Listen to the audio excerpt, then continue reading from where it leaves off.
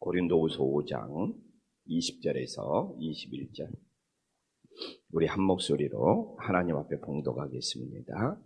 그러므로 우리가 그리스도를 대신하여 사신이 되어 하나님이 우리를 통하여 너희를 권면하시는 것 같이 그리스도를 대신하여 간청하노니 너희는 하나님과 화목하라. 하나님이 죄를 알지도 못하신 일을 우리를 대신하여 죄로 삼으신 것은 우리로 하여금 그 안에서 하나님의 의가 되게 하려 하십니다. 아멘. 우리가 새해를 맞이하여 하나님의 말씀을 나눕니다. 우리가 화요일 날은 새로운 피조물이 되어라. 또한 어제는 화목해 하는 자가 되어라. 화목해 하는 직분을 받았다면 오늘은 새해 우리가 어떻게 살아야 되냐? 21절에 나오는 것처럼 예수님 안에서 하나님의 의로 살아갈 수 있는 주님의 자녀들이 될 수 있기를 간절히 소망합니다. 정말 우리가 한 해 동안 예수님 밖에서가 아니라 그 안에서 21절에 나오죠. 이게 예수님 안에서 하나님의 의가 되어 살아가는 것. 이게 하나님께 최고로 영광 돌리는 삶이 됨을 믿으시기를 간절히 소망합니다. 그러면 이제 우리가 왜 예수님 안에서 하나님의 의가 되어서 살아가야 되는지 20절부터 살펴보겠습니다. 사도 바울은 우리가 그리스도를 대신하여 사신이 되었다는 겁니다. 이건 바울이 복음 전파의 사명을 말하고 있는 것이죠. 여기서 그리스도를 대신하여 사신의 역할은, 여기서 왜 사신?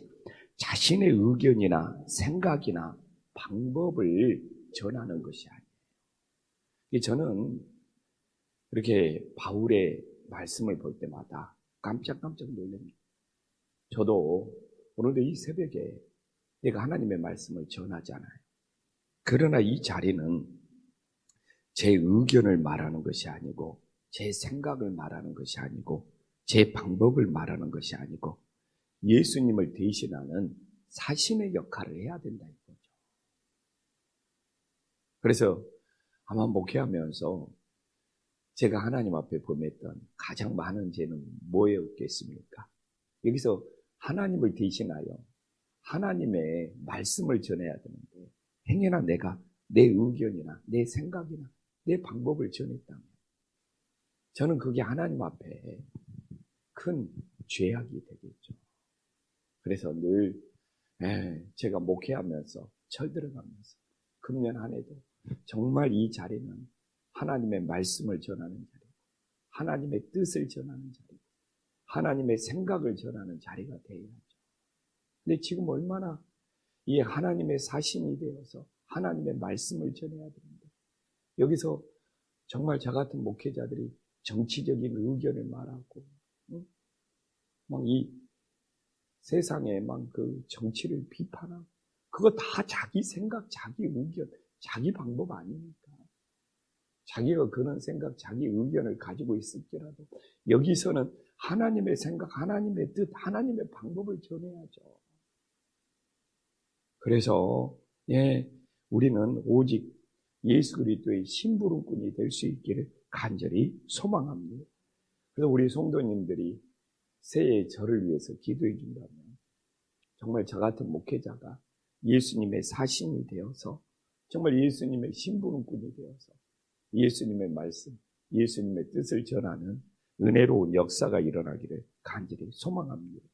그래서 20절에 보면 하나님은 우리를 통하여 사역을 하신다고 그러잖아요.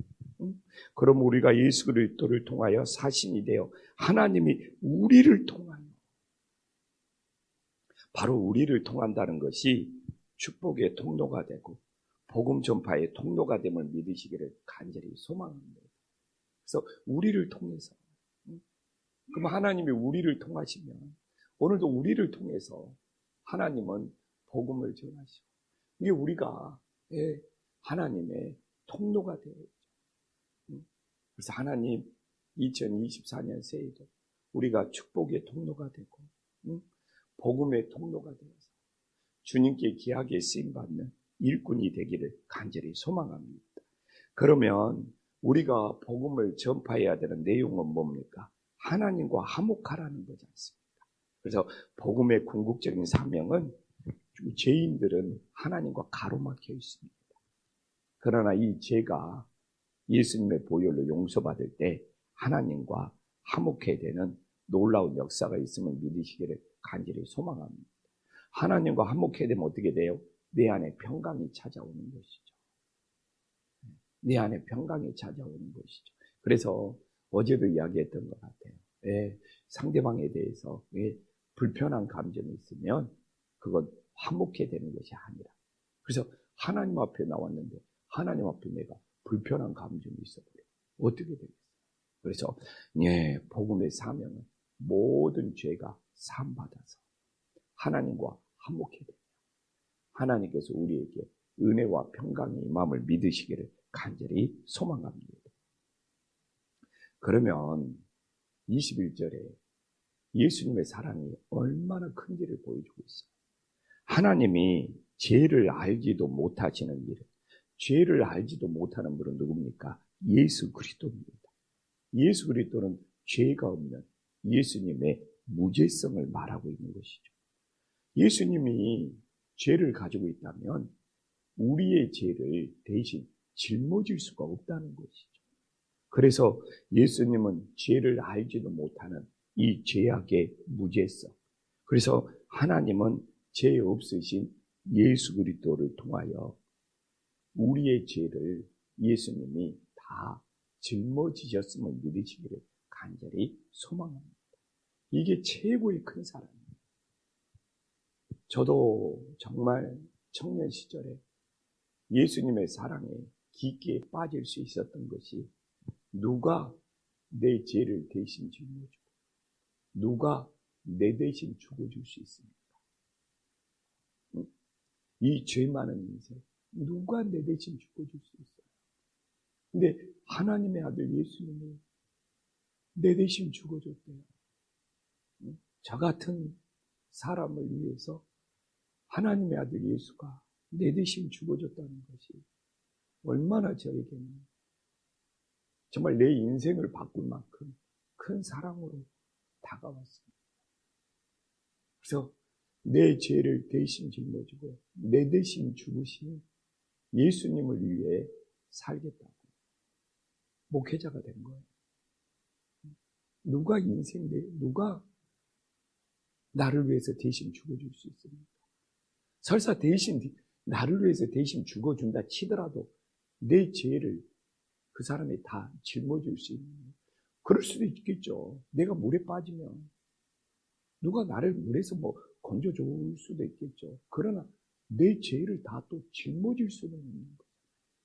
그래서 내 죄를 다 짊어지고 내 죄를 대신해서 나를 위해서 죽어줄 수 있는 이 두 가지의 완벽한 사랑은 예수 그리스도밖에 없더라고요. 그래서 정말 내 죄도 다 짊어지시고 내 대신 죽어주신 예수님, 이거보다 인생에 큰 사랑, 최고의 사랑은 어디입니까? 나 이제 예수님을 위해서 살아야 되겠구나. 이게 은혜를 갚는 길이구나. 그래서 그냥 고3 때 내 길을 바꿨어요. 고등학교 지금으로 말하면 수능 치르고 그렇게 저는 예수님을 만났어요. 그러니까 우리 집에서는 난리가 나죠. 저는 3대 장손이잖아요. 아버님은 저한테 기대가 엄청 컸는데, 그러니까 다른 곳에는 이상하게 관심이 없대요. 세상 곳에는 그냥 관심이 사라져버려요. 나를 대신해서 죽으신 예수님을 살아야 되겠다. 이 길만 가겠다니까 진짜 세상 것은 관심이 사라지는 거예요. 어떤 세상에 좋은 길이 있을지라도 시시해요. 관심이 없어요. 오직 예수님의 길을 가고 싶은 거예요. 그때는 그랬어요. 그래서 친구들이나 모든 사람, 그냥 하루아침에 내 인생이 바뀌었어요. 고3 끝나고 내 모든 인생이 바뀐 것이죠. 그냥 하나님이 강권적으로 저를 붙잡아서 주님의 종이 되도록 내 인생의 길을 하나님이 그냥 바꾸셔버린 것. 근데 지금도 그때 하나님이 주셨던 그 사람, 오늘도 21절에 만나면 누가 내 죄를 대신해서 짊어질 수 있고 누가 내 대신 죽을 수 있느냐. 고3 때부터 지금까지 세상에서 그런 사람은 하나도 없고 오직 예수님 한 분밖에 없어서 그 예수님의 사랑이 지금도 제 마음속에서는 뜨겁게 불타고 있는 것 같아요. 요새는 한 해 한 해가 더 갈수록 한 영혼이라도 더 구원받고 천국 갔으면 좋겠어요.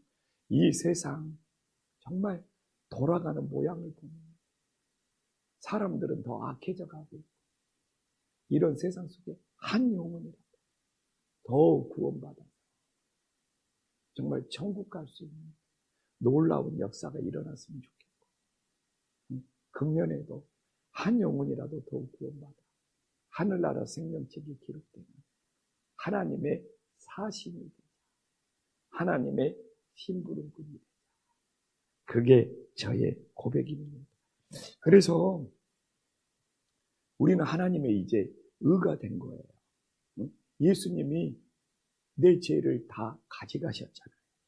그래서 21절에 하나님이 내 죄를 다 가져가시니까 예수님 안에서 나는 하나님의 의가 되어서 구원을 받은 거예요.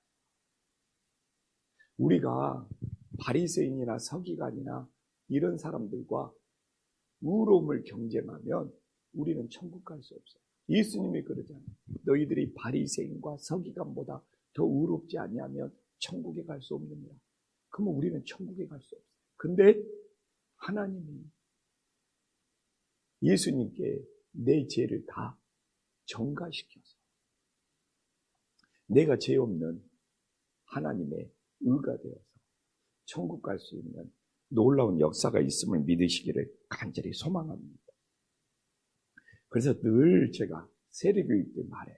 우리는 용서받은 의입니다. 우리는 용서받은 의입니다. 그러면 이거 똑같은 말이에요. 우리는 용서받은 죄인입니다. 의인과 용서는 정반대 말입니다. 근데 앞에 용서가 들어가면 같은 말이 돼요. 그래서 우리는 용서받은 의인이고 용서받은 죄인이에요. 왜 그러냐면 제가 왜 이렇게 세례받을 때 가르치냐면 당신은 의인이 되었습니다. 아우 내 주제에 내가 무슨 의인이 되었습니까?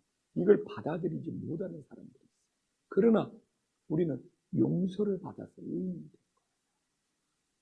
우리는 이제는 세상의 죄인이 아니고 용서받은 죄인이 된 거예요. 그래서 우리는 용서받은 의인이 된 다음에 거룩하게 살아가는 거예요. 많은 사람들이 거룩해져가지고 구원을 받는다? 한 사람도 없어요.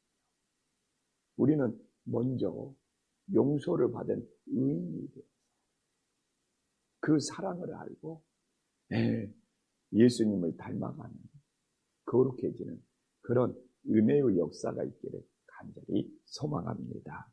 기도하겠습니다. 하나님 아버지, 새해 첫 주를 맞이하여 정말 첫날에는 예수님 안에서 새로운 피조물로 삼아주시고 어제는 화목케 하는 직분을 주시고 또한 오늘은 하나님의 의가 되어서 새해를 살아가게 해 주시니 진심으로 감사합니다.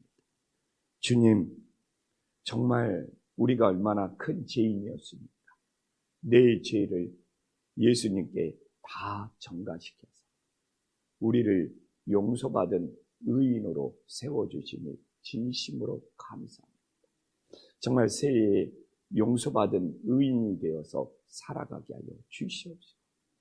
예수님이 우리를 용서해 주신 사랑이 얼마나 큰지를 알고 정말 주님의 뜻대로 살아갈 수 있는 믿음의 자녀들이 되게 하여 주시옵소서. 오늘도 하나님께서는 우리를 통하여 일하십니다.